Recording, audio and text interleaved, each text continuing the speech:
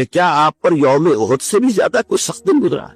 ان کے ہوش میں ظاہر بات ہے یوم احد حضور مجروح ہوئے، زخمی ہوئے، دندان مبارک شہید ہوئے، خون کا فوارہ چھوٹا، آپ پر بے ہوشی طاری ہوئی، آپ کی زبان مبارک سے ایک بددعا بھی نکل گئی، کیف یہدی اللہ قوما خضبوا وجہ نبیہم بالدم، اللہ اس قوم کو کیسے ہدایت دے گا جس نے اپنے نبی کے چہرے کو خون سے رنگیت بنا دیا، خون سے رنگ دیا۔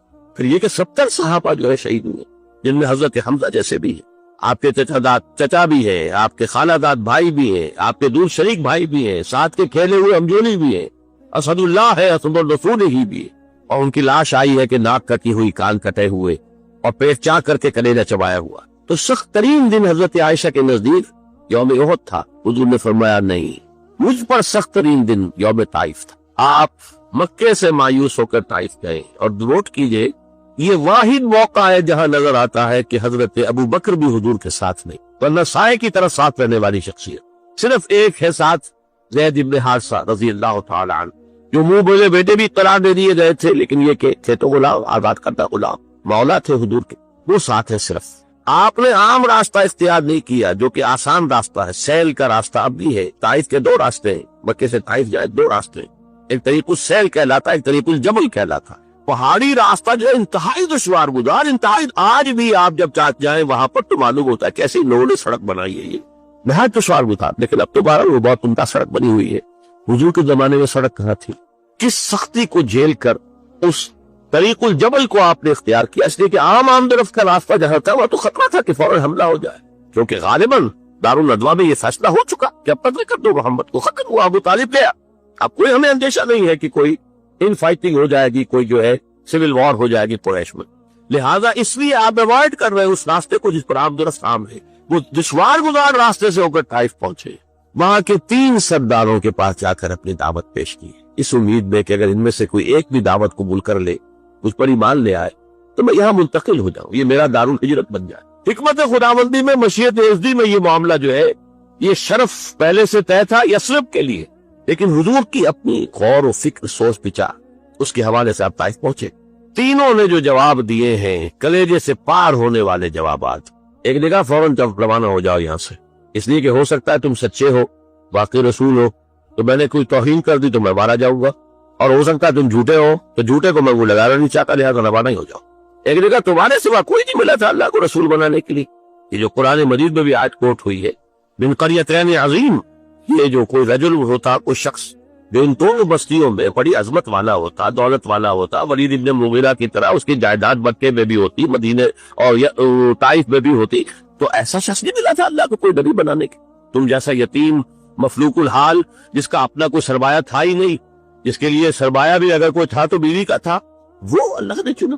بہرحال آپ ان سے مایوس ہو کر روانہ ہونے لگے تو اشارہ کر دیا، جنہیں اسٹریٹ ارچنز آپ کہتے ہیں، یہ چھوکرے گلیوں کے آوارہ، یہ ذرا ان کی خبر لو۔ انہوں نے پتھراؤ شروع کیا ہے۔ اب ظاہر بات ہے کہ حضرت زید ابن حارثہ اگر وہ سامنے سے آ کر حضور کو شیلڈ کرتے ہیں، وہ پیچھے سے پتھراؤ کرتے ہیں، سائڈ سے کرتے ہیں، وہ پیچھے جاتے ہیں تو سامنے سے پتھر آ رہے ہیں، تاک تاک کر ٹخنے کی ہڈی کو نشانہ بنا کر، اور یہ کہ اس سے جو خون بہ رہا ہے وہ جا کر نالین کے اندر جم گیا ہے۔ وہاں سے پھر ذرا آپ نکلے ہیں، ایک جگہ ٹھہرے، زیادہ تفصیل میں نہیں میں جا رہا، لیکن خاص طور پر یہ نوٹ کرا دینا چاہتا ہوں کہ حضور کی زبان مبارک پر فریاد آ گئی، اللہم الیک اشکو ضعف قوتی وقلت حیلتی وحوانی علی الناس، اے اللہ تیری ہی جناب میں فریاد کرتا ہوں اپنی قوت کی کمی کا، اپنے وسائل کی کمی کا، اور لوگوں کے سامنے جو رسوائی ہو رہی ہے، رسوائی، یہ رسوائی مکے میں نہیں ہوئی تھی کبھی، یہ پتھراؤ مکے میں نہیں ہوا تھا کبھی۔ اللہم الیک اشکو ضعف قوتی وقلت حیلتی وحوانی علی الناس الی من تکلنی، اے اللہ مجھے کس کے حوالے کر دیا ہے، الی بعید یتجہمنی اور الی عدو ملکت امری، کیا وہ دور دراز کے لوگ جن کا مجھ سے کوئی تعلق ہی نہیں ہے، ان کو مجھ پر حملہ کرنے کے لیے کھلی چھوٹ دے دی، اور کیا دشمن کے حوالے مجھے کر دیا کہ جو چاہے کر بھی، یہ فریاد۔ لیکن اس کے بعد وہ مقام عبدیت غالب آتی، یہ جو 2 نسبتیں ہیں محمد رسول اللہ کی، عبدہ و رسول، مقام عبدیت کا تقاضا کچھ اور ہے، سر تسلیم خم، کوئی شکوہ شکایت زبان پر نہ آئے۔ فرماتے ہیں ان لم یکن علی غضبک فلا ابالی، اللہ میں تو ناراض نہیں ہے تو پھر مجھے کوئی پرواہ، سر تسلیم خم ہے جو مزاج یار میں، اندیشہ تو یہ ہوا کہ کہیں تو ناراض نہ ہو گیا ہو. جیسے ابتدا میں چند دن کے لیے وحی کی آمد کا سلسلہ رکا تھا تو اندیشہ ہو گیا تھا کہ کہیں اللہ ناراض تو نہیں ہو گیا کہ وحی کا سلسلہ بند گیا، جس پر وہ آیات نازل ہوئیں وَالضُّحَىٰ وَاللَّيْلِ إِذَا سَجَىٰ مَا وَدَّعَكَ رَبُّكَ وَمَا قَلَىٰ وَلَلْآخِرَةُ خَيْرٌ لَكَ مِنَ الْأُولَىٰ. اسی کو کہتے ہیں فارسی میں کہ عشق است و ہزار بدگمانی.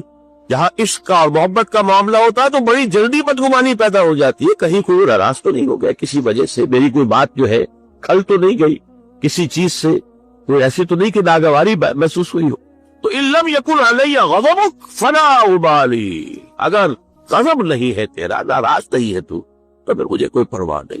اعوذ بنور وجهک الذی اشرقت له الظلمات، میں تیرے چہرہ انور کی اس ضیاء اور نور کی پناہ میں آتا ہوں کہ جس سے تمام اندھیارے جو ہے وہ دور ہو جائے. بہرحال وہاں سے جب واپس آئے ہیں تو نوٹ کیجئے ٹرننگ پوائنٹ ہے یہ، اس لیے کہ یوم طائف ایک اعتبار سے کلائمیکس ہے، ذاتی اعتبار سے محمد الرسول اللہ صلی اللہ علیہ وسلم پر ابتلاء اور آزمائش اور امتحان اور سختی کا نقطہ عروج، کلائمیکس.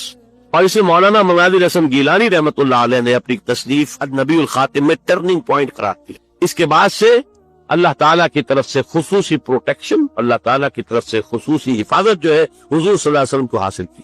لیکن یہ کہ فوری طور پر طائف سے واپسی کے بعد معاملہ یہ ہوا ہے. عالم اسباب میں حضور کا معاملہ یہ تھا کہ آپ داخل نہیں ہو سکتے مکے میں، کیا کریں، وہاں قتل کا فیصلہ ہو چکا، داخل ہوں گا کوئی قتل کر دے گا، اور جب دارالندوا میں فیصلہ ہو چکا ہو تو کوئی اس کے اوپر جرم نہیں، کوئی اس کے اوپر الزام نہیں، کوئی مقدمہ نہیں بنے گا.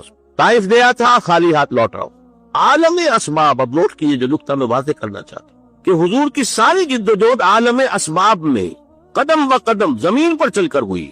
عالم اسباب کے وہ استعمال کرتے ہوئے ایک مشرک کو، کافر کو پیغام بھیجتے ہیں اگر تم مجھے امان دے دو، اپنی امان میں لے لو تو میں مکے میں آ جاؤں. مجھے وہ بتا چکا ہوں قبیلے کی بات یہ ہوتی ہے، ایک شخص نے امان دے دی تو سب کی طرف سے امان، اس نے انکار کر دیا. پھر زید ابن حارثہ کو دوسرے کے پاس بھیجا، اس نے بھی انکار کر دیا. تیسرا شخص وہ شریف النفس تھا مطعم بن عدی، اس کے پاس جب پیغام پہنچا اس نے کہا ٹھیک ہے آپ میری امان میں آ جائیے. آپ نے فرمایا یوں نہیں، آؤ اور لے کر جاؤ. اس کی وجہ کیا ہے کہ میں اگر ایسے ہی مکے میں داخل ہو جاؤں فوراً مجھ پر حملہ کر کے ختم کر دیں تو لوگ تو کہیں گے ہمیں کیا پتا تھا کہ مطعم بن عدی نے امان دی ہے، لہٰذا آؤ اور لے کر جاؤ. اس درجے اسباب جو ہے دنیاوی، یہ عالم اسباب ہے، اور یہاں جو جدوجہد کرنی ہے اس عالم اسباب کے اندر رہتے ہوئے کرنی ہے، ان اسباب کو بروئے کار لا کر کرنی ہے، انہیں استعمال کر کے کرنی ہے. لہذا آپ نے ایک مشرک کافر کی امان لینی قبول کی، اور پھر وہ مطعم بن عدی آیا ہے ہتھیار سجا کر، 6 بیٹے ساتھ لے کر، 6 بیٹے ہتھیاروں سمیت، اور کہتا ہوا میں نے محمد کو امان دی ہے، آج سے محمد میری امان میں، تب مکے میں جا. یہی وجہ ہے کہ حضور کو اتنا پاس تھا اس کے اس احسان کا. غزوہ بدر میں جب 70 قیدی قریش کے حضور کے ہاتھ میں تھے، اسیران بدر، حضور نے فرمایا تھا کہ اگر آج مطعم بن عدی زندہ ہوتا اور وہ سفارش کرتا تو میں ان 70 کے 70 کو چھوڑ دیتا بغیر کسی فتنے. لیکن یہ کہ مطعم بن عدی کا اس دوران انتقال ہو چکا تھا، وہ اسی حالت کفر و شرک کے اندر مر گیا. میں نے کچھ جھلکیاں آپ کو دکھائی ہیں. یہ 10 برس ہیں. حضور کا جو انقلابی جد و جہد کا عرصہ ہے وہ 20 برس کا ہے. عرب میں انقلاب کی تکمیل جو ہے سن 8 ہجری میں ہو گئی. مکہ فتح ہو گیا، طائف فتح ہو گیا، حنین میں فتح حاصل ہو چکی، عرب میں انقلاب ہو گیا. لہذا 12 برس مکے کے اور 8 برس مدینے کے شامل کر لیجئے، 20 برس. ان 20 کو 2 حصوں میں تقسیم کیجئے، 10 سال ادھر 10 سال ادھر. پہلے 10 سال کا حاصل یہ ہے جو میں نے آپ کے سامنے رکھ دیا کہ کل 125 یا 150 افراد ایمان لائے. آپ کی یہ حیثیت نہیں تھی کہ آپ مکے میں اپنے بل پر ان his own right آپ قیام کر سکتے، لہذا آپ نے ایک کافر اور مشرک کی امان لی. یہ ہے 10 برس کی محنت شاقہ کا حاصل. اگلے 10 برس میں وہ انقلاب جس تیزی کے ساتھ مکمل ہوا، اسی سال جبکہ طائف سے واپس آئے، حج کے ایام میں آپ پھر رہے ہیں مختلف وادیوں میں جہاں حاجی ٹھہرے ہوئے ہیں. یثرب کے 6 حاجی آپ کو مل گئے، ان کے سامنے آپ نے اپنی دعوت رکھی. وہ خزرج کے قبیلے سے تھے. مدینے میں یہودی چونکہ یہ کہا کرتے تھے کہ نبی آخر زمان کا ظہور ہونے والا ہے، ان قریب جو ہے آخری نبی کا ظہور ہوگا. اور جب ان کے جھگڑے ہوتے تھے اوس اور خزرج سے یہودیوں کے، اور مار کھاتے تھے ان سے، جیسے منیے اگر ان کا کوئی جھگڑا ہو جاتا تھا گاؤں میں تو ظاہر بات ہے مار تو ان کا مقدر تھی، ایسے ہی وہ مار کھاتے تھے. لیکن کہتے تھے کہ ابھی تو تم ہمیں دبا لیتے ہو، لیکن دیکھو नबी आखिर ज़मां का ज़हूर का वक्त करीब है, जब हम उनके साथ होकर तुमसे लड़ेंगे तो तुम हमें शिकस्त नहीं दे सको। ये कानों में उनके बातें पड़ी हुई थी। लिहाजा जब हुजूर ने अपनी दावत पेश की, उन्होंने कनखियों से एक दूसरे को देखा। मालूम होता है ये वही नबी है जिनका जिक्र यहूद करते हैं। तो इससे पहले कि यहूदी इन पर ईमान ले आए, तुम ईमान ले आओ। कुछ 6 आदमी ईमान ले। अगले साल उन्होंने छोटी बहुत जो भी दावत दी होगी उसके नतीजे में पारा आ गए। अब इन्होंने कहा कि हमें कोई मुबल्लिग दीजिए, कोई मुअल्लिम दीजिए, मुकरी दीजिए जो कुरान हमें पढ़ाए। आपसे तो हमारी मुलाकात अब 1 साल बाद होगी, इसलिए कि अरब में सफर करना कोई आसान काम था। हर वक्त खतरा कत्लो गारत का, काफिले लुट रहे पिट रहे। तो वो तो जो अशुरे हुरम होते थे, हज के महीने, उनमें अमन व अमान होता था, कोई किसी को तंग नहीं करता था, कोई कत्ल और गारत करी नहीं। तो अगले साल मुलाकात होगी। तो आप हमें दीजिए कोई मुकरी पढ़ाने वाला। पूरा इनाम पूरा फाल बनाने मैंने दीवाना जदन हजरत मुसअब बिन उमैर को हुजूर ने मुअय्यन किया, वो सब जाओ। वो चले गए। कुछ अरसे के बाद एक और को भेज दिया, हजरत अब्दुल्ला इब्न उम्मे मक्तूम नाबीना साहब। इन दो ने वहां जाकर 1 साल में जो दावत और तबलीग का काम किया, कुरान पढ़ाया लोगों को। हजरत मुसअब का नाम ही पड़ गया अल मुकरी, वो आया उस्ताद पढ़ाने वाला। उसके नतीजे में अगले साल 75 अफराद आ गए और बैत अक़बा सानिया हो गई, जिसके नतीजे में हिजरत का रास्ता खुल गया यस्रिब की तरफ। औस और खज़रज के बड़े बड़े लोग मौजूद थे इन दोनों इस 75 अफराद के अंदर। तो मालूम हुआ कि दोनों कबाइल ले गोया के बहसत मजबूरी इस्लाम की तरफ पेशकदमी कर ली। लिहाजा अल्लाह ताला की वो मशीयत इस तौर से पूरी हुई कि फिर हिजरत हुई मदीने की। और ये कि पहले हुजूर ने बकिया साहबा को इजाजत दे दी, खुद मुंतज़िर रहे जब तक कि एक्सप्रेस परमिशन ना आ जाए अल्लाह की तरफ से। इसके ज़िमन में भी एक वाक़या जरूर सुना देना चाहता हूँ। हज़रत अबू बकर हुजूर के साथ सफर के लिए बिल्कुल तैयार, पूछ रहे हुजूर इजाजत आ गई? नहीं, अभी नहीं आई। अगले रोज फिर आई इजाजत? नहीं आई। हज़रत आयशा फरमाती है, एक दिन अजीब हमने देखा, दोपहर के वक्त अपने चेहरे और सर के ऊपर कपड़ा आपने ओढ़ा हुआ है पूरी तरीके से। बहुत गैर मामूली बात, दोपहर में अरब में किसी के यहाँ जाना और विजिट करना जो है ये न आज जो है कोई पसंदीदा बात है, न पहले कभी थी। ये कैलूरे का वक्त है। हज़रत आयशा कहती है, हम हैरान हुए कि हुजूर चले आ रहे। अब आकर आपने पहली बात ये फरमाई कि अबू बकर इजाजत आ गई है हिजरत की। हज़रत अबू बकर बहुत खुश हुए।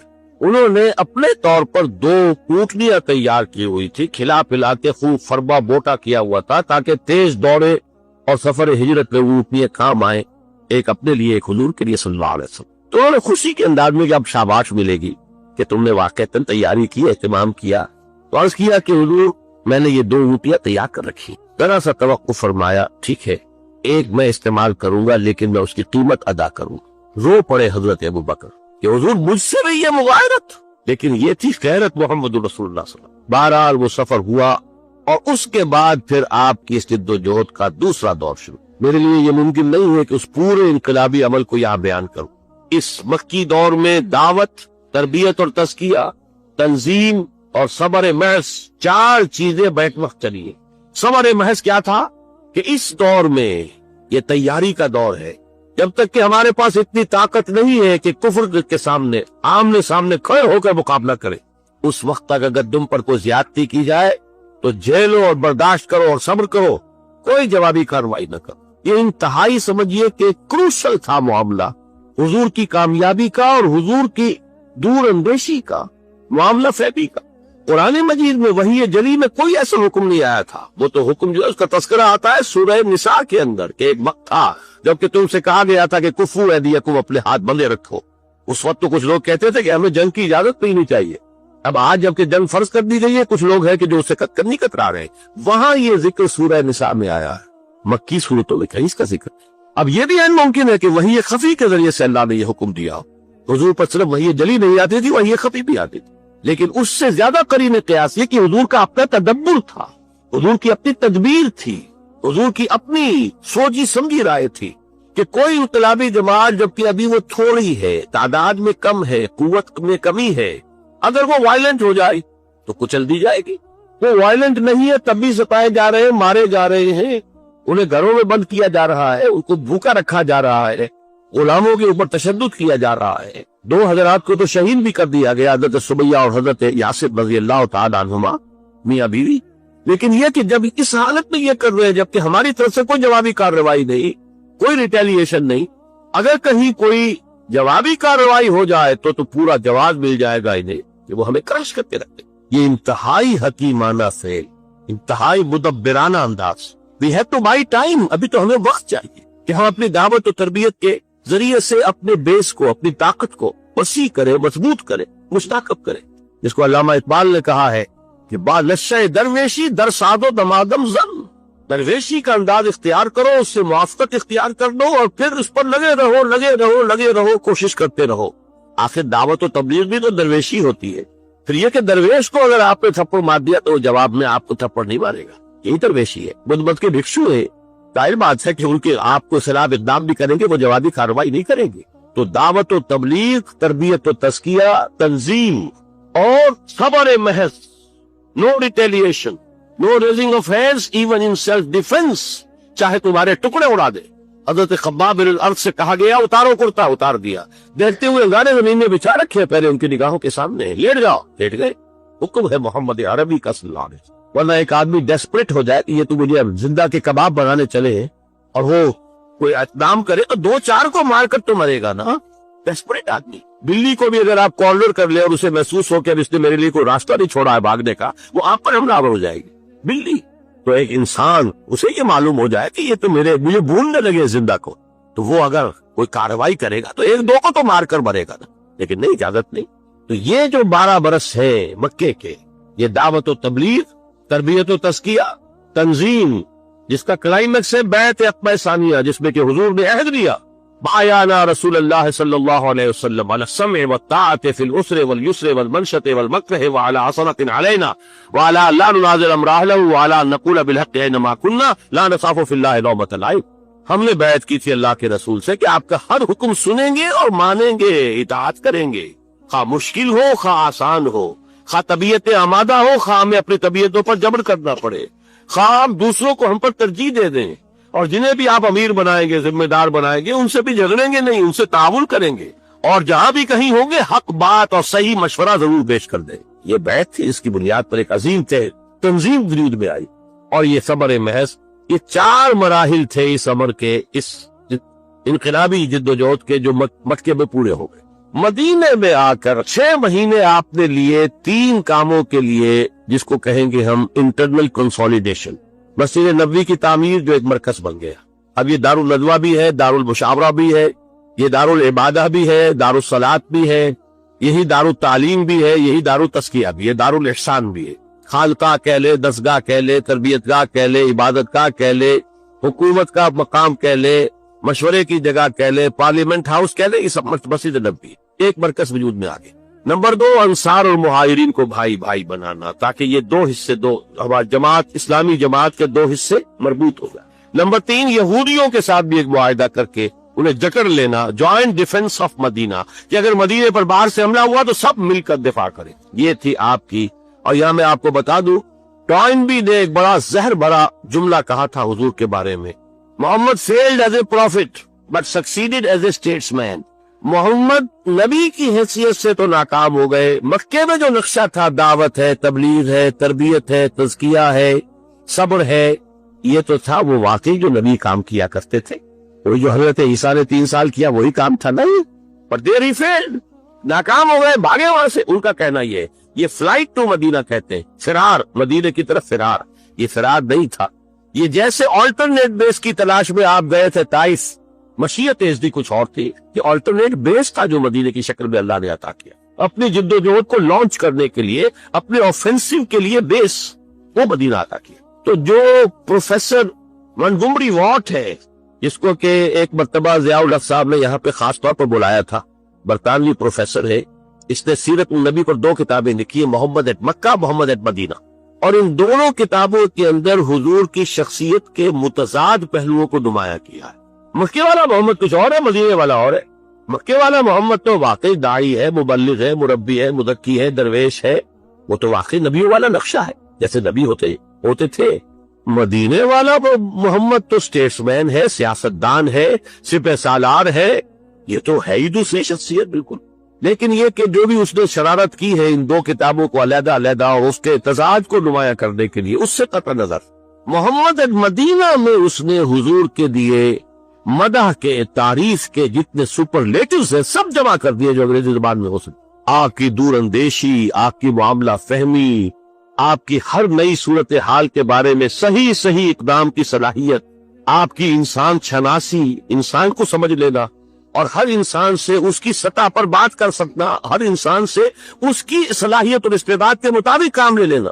یہ انسان شناسی اگر نہ ہو تو دنیا میں آپ کامیاب نہیں ہو سکتے. موقع شناسی، تدبر، سیاست، آپ کی اسٹیٹسمین شپ، اس کے لیے سارے سپرلیٹوز جتنے بھی ممکن ہے وہ جمع کر دیے. اسی لیے دھوکہ کھاتا ہے مسلمان پہ یہ محمد صلی اللہ علیہ وسلم کی تعریف کر رہا ہے، حالانکہ وہ کنٹراسٹ دکھا رہا ہے کہ یہ ہے آپ کے اوصاف بحیثیت سیاستدان اور اسٹیٹسمین کے. بحیثیت نبی تو ناکام ہو گئے، مدینے سے مکے سے بھاگ کر مدینے میں پناہ لینی پڑی. تو یہ زہد بولا ہوا اس نے، لیکن میں نے اس لیے بتایا کہ واقعتاً یہ میثاق مدینہ شاہکار تھا محمد رسول اللہ کی معاملہ فہمی، دور اندیشی اور سیاست کو سمجھنے کا. ان تینوں قبیلوں کو جکڑ لیا ہے میثاق مدینہ میں. جوائنٹ ڈیفنس آف مدینہ یہ دوسری بات ہے. بعد میں وہ ایک ایک کر کے اس سے غداری کے مرتکب ہوتے رہے، لیکن ظاہر بات ہے جب غداری بھی کرتے تھے تو رک رک کر چھپ چھپ کر کھلے عام ان کو یہ ہے، ظاہر بات ہے ایک معاہدہ کیا ہوا ہے، جکڑے ہوئے اس میں کھلے عام جو ہے اپنی ان سرگرمیوں کی انہیں جرأت نہیں ہوئی. در پردہ سازشیں کرتے رہے، مکے والوں کو ابھارا، کسی اور کے لیے کیا، اپنی امداد کا وعدہ کیا، پھر جو بھی خلاف ورزیاں ہوئی تو ایک ایک کر کے مدینے سے نکالے بھی گئے. بنو قینقاع، پھر بنو نذیر اور پھر بنو قریظہ، تینوں کے تینوں.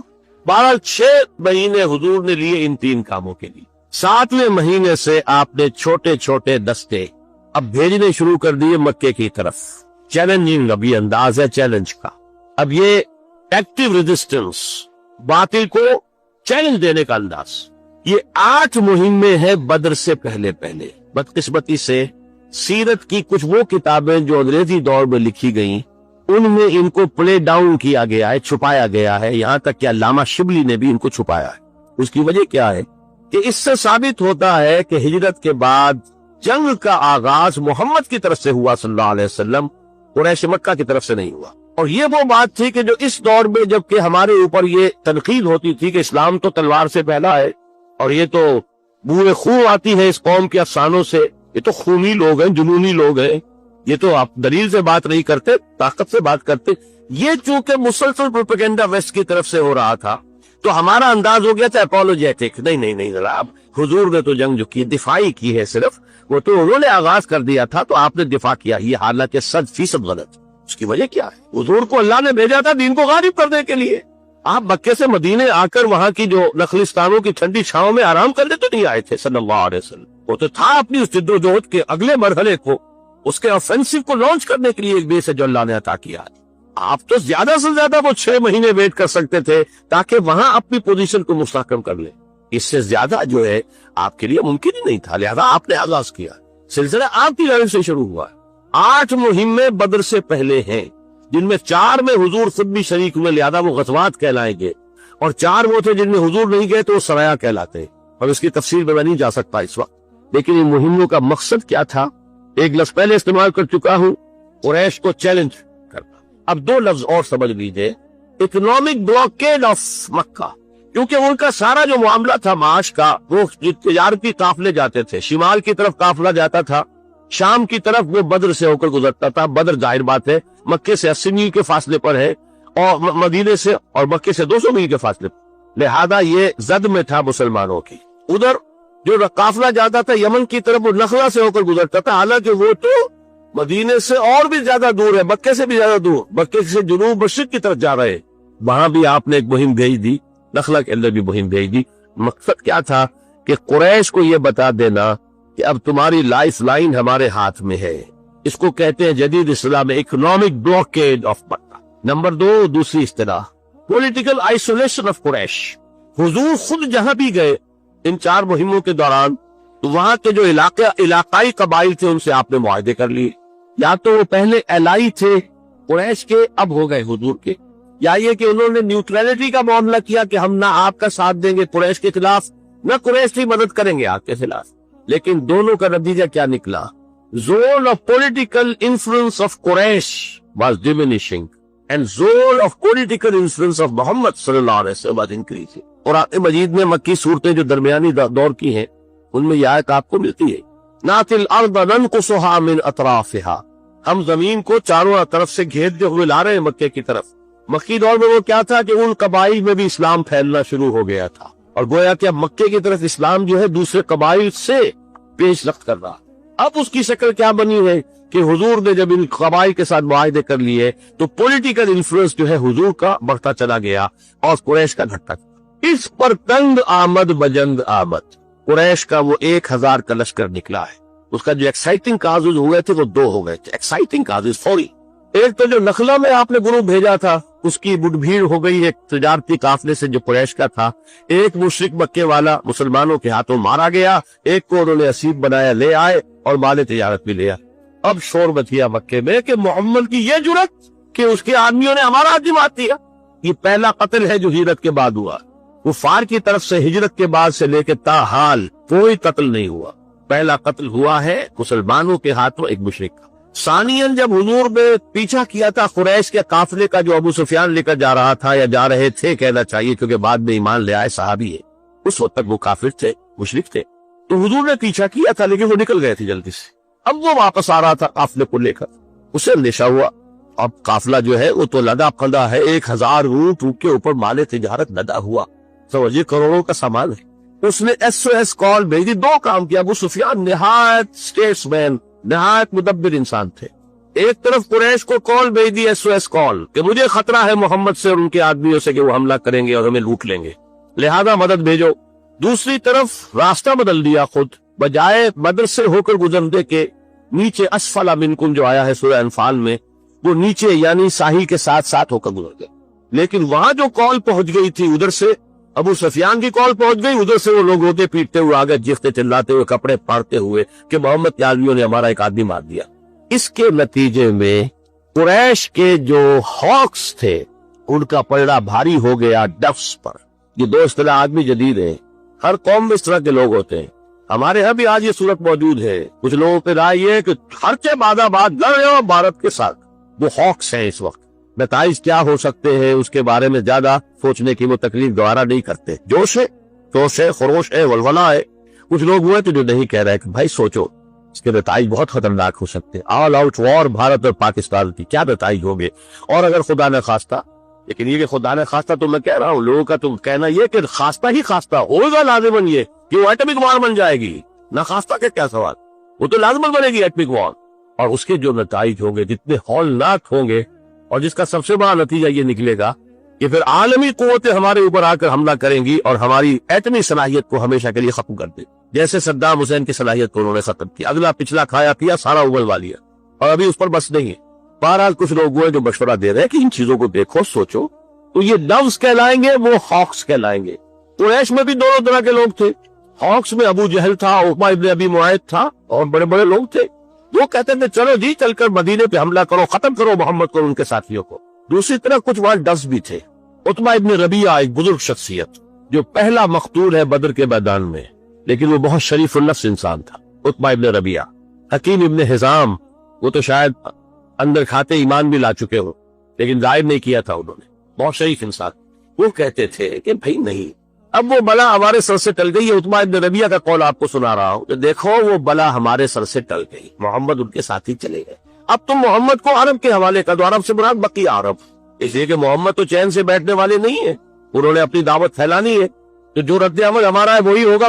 سارے کے سارے عرب کے لوگ جو ہے بت پرست ہیں، مشرک، اگر ان سے کشمکش ہوئی محمد کی، تو اگر محمد ان پر غالب آ گیا صلی اللہ علیہ وسلم تو ہمارا کیا جائے گا؟ خید و کرشی نا، ہمارا اپنا بھائی ہے نا، وہ یا کہ قریش کی حکومت قائم ہو جائے گی پورے عرب پر، اور اگر بقیہ عرب نے محمد کو ختم کر دیا صلی اللہ علیہ وسلم تو جو تم چاہتے ہو وہ ہو جائے گا، اور تمہیں اپنی تلواریں اپنے بھائیوں کے خون سے رنگین نہیں کرنی پڑے گی۔ آخر محمد کون ہے؟ بنی ہاشم میں سے ہے۔ ابو بکر کون ہے؟ وہ آخر تمہارے قبائل میں سے ہے۔ عمر کون ہے؟ بنو عدی میں سے ہے۔ ابو بکر بنو تین میں سے ہے۔ آخر یہ لوگ کون ہوں؟ خود ابو سفیان کا، خود عتبہ ابن ربیعہ کا بیٹا ادھر ہے، حذیفہ، یہ سارے جو ہے آپس کے رشتے ہیں تمہارے۔ حضرت ابو بکر حضور کے ساتھ تھے، بیٹا عبد الرحمن ادھر سے آیا تھا لڑنے کے لیے، اور اس نے کہا بھی تھا کہ ابا جان بدر میں ایک موقع پر آپ میری زد میں آ گئے تھے، میں نے آپ کو چھوڑ دیا، رعایت کی آپ کے ساتھ۔ جب حضرت ابو بکر نے جواب دیا تھا کہ بیٹے یہ تم نے اس لیے کیا کہ تم کفر کے لیے، باطل کے لیے لڑ رہے تھے، خدا کی قسم اگر تم کہیں میری زد میں آ جاتے میں کبھی نہ چھوڑتا۔ تو اس نے یہ کہا عتبہ بن ربیعہ نے کہ ہم اپنی تلواریں اپنے بھائیوں کے خون سے رنگی، اس سے بہتر ہے عرب جو ہے باقی نمٹ لے کے ختم کر دیں گے، اور اگر ان کا پلوا ماری ہو جائے تو اس کے معنی کیا ہوں گے؟ پورے جزیرہ نما عرب پر ہماری حکومت قریش کی ہوگی نا۔ لیکن جب یہ دو چیزیں آ گئی تو اب یہ جو ڈوز تھے وہ بے بس ہو گئے۔ ہاکس جو ہے انہوں نے تیاری کی، تبل بجایا، 1000 کا لشکر تیار کر کے کیل کھادے سے لیستے پڑے۔ اس میں بھی ایک بات بتا دوں، جب عین بدر کے میدان میں پہنچ گئے، ادھر سے حضور بھی اپنی 313 کی نفری لے کر آ گئے، انہیں پیغام پہنچ گیا کہ ہمارا قافلہ تو بچ کے نکل گیا، پہنچ گیا وہ تو مکے، اس کے لیے کوئی اندیشہ نہیں رہا۔ حکیم ابن حزام آتے ہیں، عتبہ ابن ربیعہ وہی شریف النفس انسان، کہتے دیکھیے ہمارا قافلہ تو بچ کے نکل گیا ہے، اب لڑائی کی کیا ضرورت ہے؟ آپ کی حیثیت ایسی ہے کہ آپ اگر چاہیں تو یہ خوریزی روک سکتی ہے۔ دونوں مل کر آئے، ہاک جو ہاک اعظم تھا سب سے بڑا، ابو جہل اس کے پاس، جب عتبہ نے یہ بات پیش کی اور ساتھ ہی یہ کہا کہ وہ جو ہمارا ایک آدمی قتل ہو گیا تھا محمد کے آدمی اس کے ہاتھوں صلی اللہ علیہ وسلم، اس کی دیت، اس کا خون بہا میں ادا کر دیتا ہوں، باقی یہ کہ ہمارا قافلہ تو بچ کے نکل ہی گیا ہے تو خواہ اس خوریزی سے جو ہے ایوائڈ کریں، واپس چل۔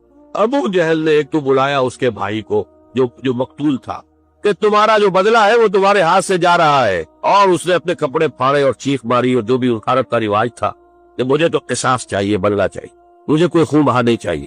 اور پھر تانا دیا اس نے کہ عتبہ شاید تم پر بزدلی طاری ہو گئی کہ تمہارا اپنا بیٹا حذیفہ جو ہے وہ سامنے مقابلے پہ۔ اب یہ بہت بڑا تانا تھا عرب کے لیے، شریف النفس اور شریف النسب جو ہے، اس نے کہا اچھا اب یہ کل معلوم ہوگا کہ کون بزدل ہے اور کون بہادر۔ چنانچہ اگلے دن سب سے پہلے عتبہ میدان میں آیا ہے، اپنے بھائی کو لے کر، شیبہ کو، اپنے بیٹے ولید کو لے کر مبارزت ہوئی۔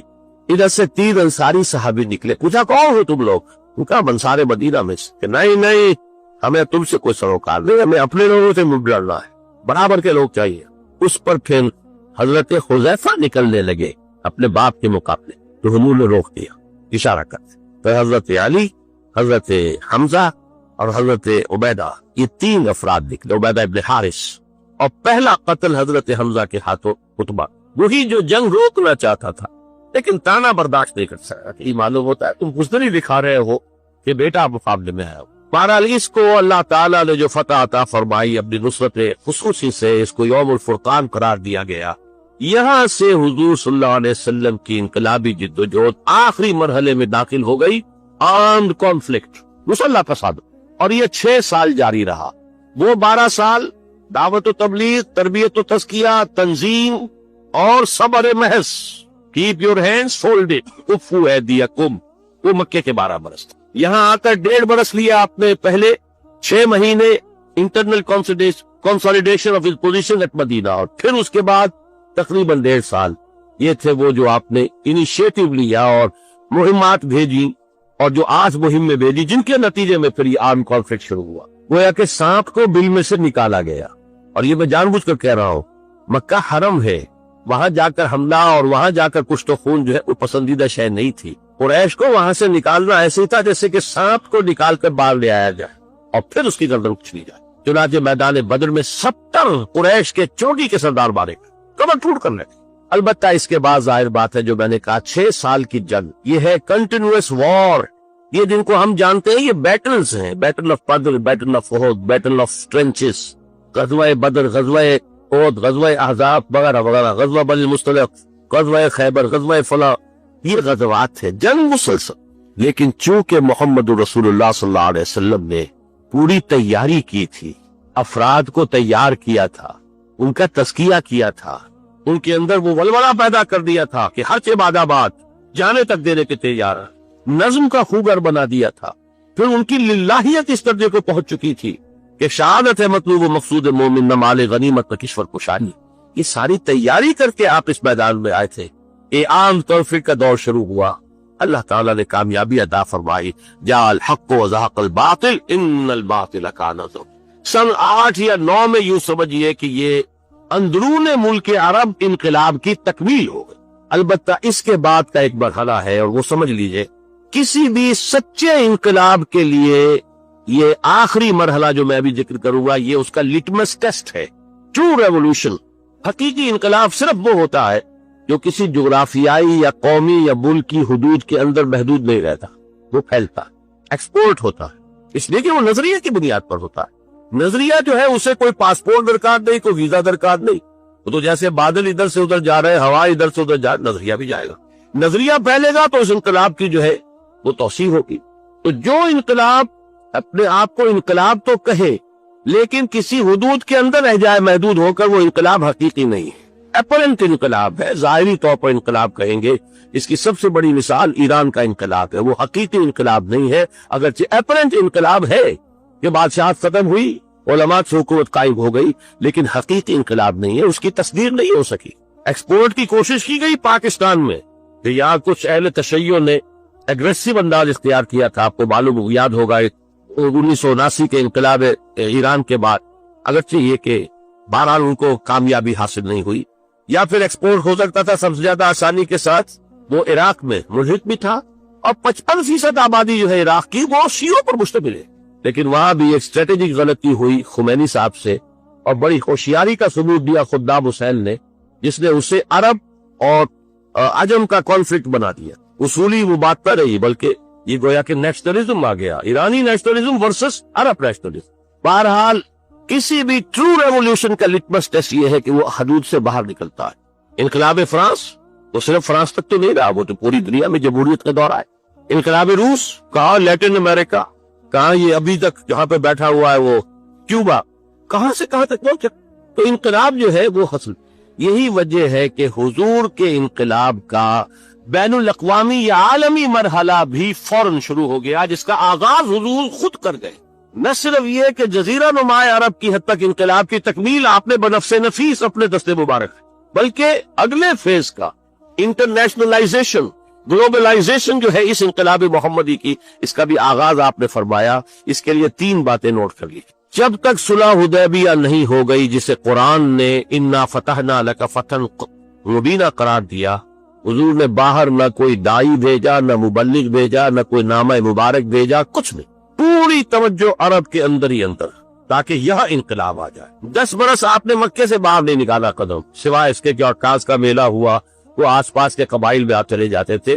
آپ نے پورے 10 برس صرف مکے میں اپنی دعوت کو پیش کیا۔ اس کے بعد مزید 8 برس تک سمجھیے کہ آپ صرف جزیرہ نما عرب کی حد تک۔ صلح حدیبیہ کے بعد آپ نے نامہ ہائے مبارک بھیجے، ہرقل کو بھیجا، پرویز کو بھیجا، شہنشاہ ایران کو، مقوقس مصر کو بھیجا، اسی طریقے سے دیبوس نجاشی جو تھے ابیسینیا کے، انہیں بھیجا۔ وہ نجاشی فوت ہو چکے تھے جو ایمان لے آئے تھے حضور پر، اور ان کا تابعین میں شمار ہوتا ہے کہ حضور سے ملاقات نہیں ہو سکی، تو وہ تابعین میں سے صحابہ کرام جو گئے تھے وہاں ہجرت کر کے حبشہ، ان کی صحبت ان سے حاصل ہوئی، حضور کی نہیں۔